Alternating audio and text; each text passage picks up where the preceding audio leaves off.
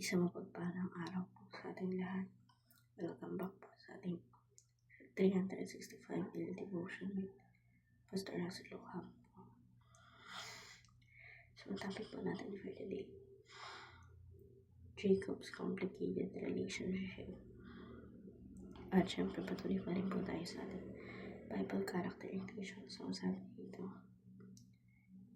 concept natin is Jacob's marriage to Leah and Rachel. God's design and human failure. Jacob wanted to marry Rachel because he loved her.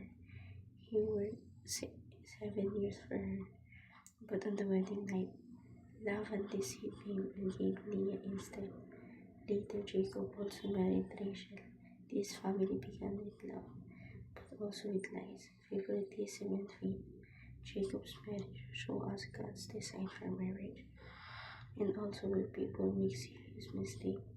Even so, God did not abandon Jacob.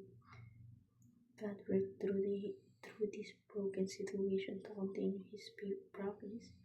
This story reminds us that God's plans move forward and will be fulfilled, but sin always brings sorrow. At makita natin ito sa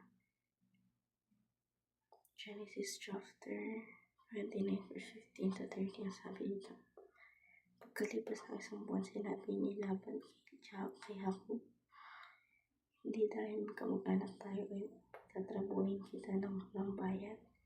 Magkano bang dapat kong isweldo sa inyo?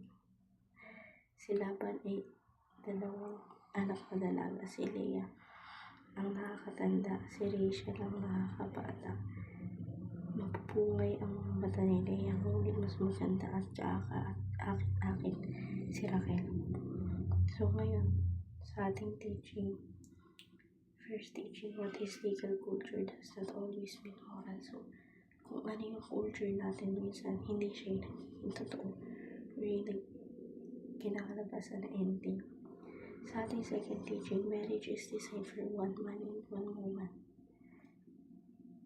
So, yung kasal, dinisign siya or designated lang sa dalawang tao, yung lalaki at babae. Sa ating third teaching,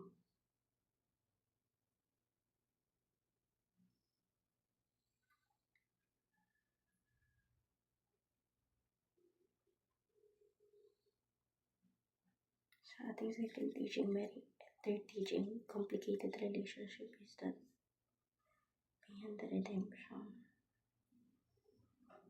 So, yung pakikipagrelasyon mo sa isang tao, hindi ibig sabihin nun is ligtas ka na.